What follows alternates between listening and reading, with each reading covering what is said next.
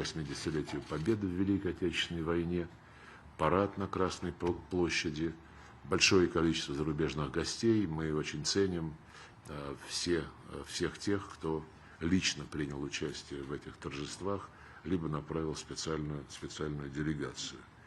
И, конечно же, говоря о Второй мировой войне, о ее итогах, нельзя не упомянуть аналогичные мероприятия, которые были проведены в Пекине 3 сентября по случаю разгрома милитаристской Японии и окончания Второй мировой войны. Два этих мероприятия наглядно продемонстрировали, что подавляющие представители мирового сообщества, подавляющее число государств не хочет забывать память, уроки, историю Второй мировой войны. И это очень, очень важный вывод из прошедшего года. Наши отношения с конкретными странами, с регионами, я не буду сейчас на них подробно останавливаться. Во-первых, можно об этом поговорить в ходе вопросов и ответов, но на самом деле конкретные описания наших отношений со всеми ведущими странами, со всеми нашими соседями содержится в нашем ежегодном отчете о внешнеполитической деятельности, подробнейший документ, там все статистические выкладки, факты приведены, и я надеюсь, что те, кто интересуется конкретными страновыми сюжетами, ознакомился с этим нашим документом. Но хотел бы выделить из итогов прошлого года, итогов, которые имеют значение, возрастающее значение и в 2026, несколько направлений. Прежде всего, это наша линия на создание пояса добрососедства, сотрудничества в ближнем зарубежье в рамках СНГ, Евразийского экономического союза, Организации договора коллективной безопасности, Шанхайской организации сотрудничества. И мы продолжали и будем продолжать продвижение таких главных флагманских инициатив, которые президент Путин выдвинул, прежде всего касательно формирования большого евразийского партнерства и с опорой на эту материальную базу создания общеконтинентальной архитектуры равной и неделимой безопасности. Мы, кстати, вместе с нашими белорусскими друзьями продвигаем инициативу о выработке Евразийской хартии многообразия и многополярности в 21 веке, хартии, которую мы объявили открытой для участия всех, без исключения государств Евразийского континента. Я уже упоминал о наших отношениях с Китаем, они беспрецедентны по своему уровню, по глубине, по совпадению позиций относительно развития ситуации в Евразии и в целом на мировой арене. Хотел бы также отметить особо привилегированный стратегический характер нашего партнерства с Индией, которую президент Путин тоже посетил в декабре прошлого года. И практическим воплощением наших действий по укреплению безопасности в Евразии стал также договор о всеобъемлющем стратегическом партнерстве с Корейской Народно-Демократической Республикой, который нам оказала братскую союзническую помощь в освобождении Курской области, как вы знаете, от украинских боевиков. Шанхайская организация сотрудничества, я уже об ней упомянул, БРИКС.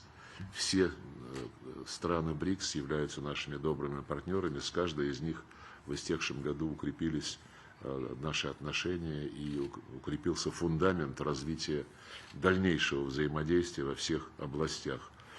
Мы готовим сейчас третью встречу на высшем уровне Россия-Африка, и важным этапом подготовки к этому саммиту стала вторая министерская конференция министров иностранных дел России и стран Африканского союза, которая в прошлом месяце состоялась в Каире.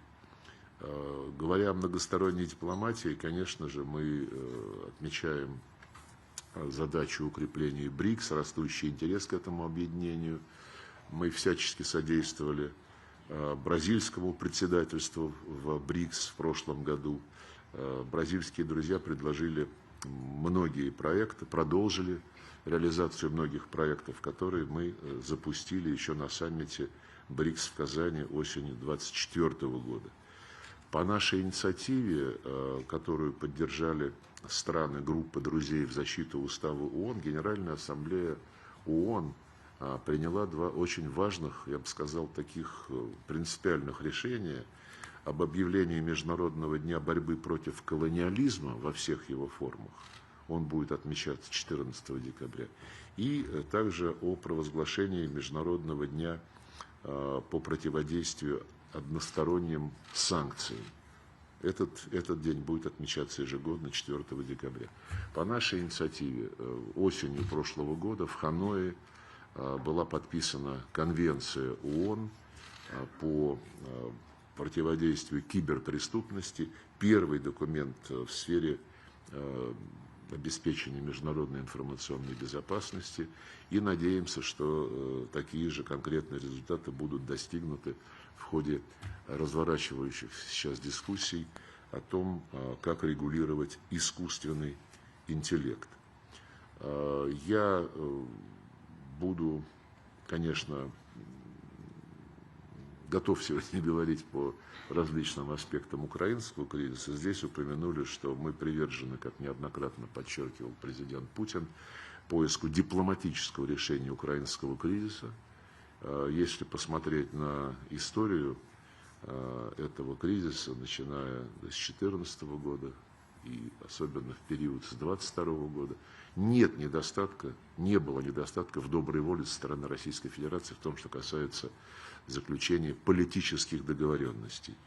Но каждый раз наши западные, прежде всего европейские соседи, делали все, чтобы эти договоренности сорвать. Точно так же они себя ведут и по отношению к тем инициативам, которые выдвигает администрация Дональда Трампа, всячески стремясь убедить американскую администрацию не договариваться с Российской Федерацией. И если вы почитаете заявления европейских политиков, лидеров, и та же Кая Каллас, и Урсула фон дер Ляйен, Мерц, Стармер, Макрон, Рютте, они всерьез готовятся к войне против Российской Федерации.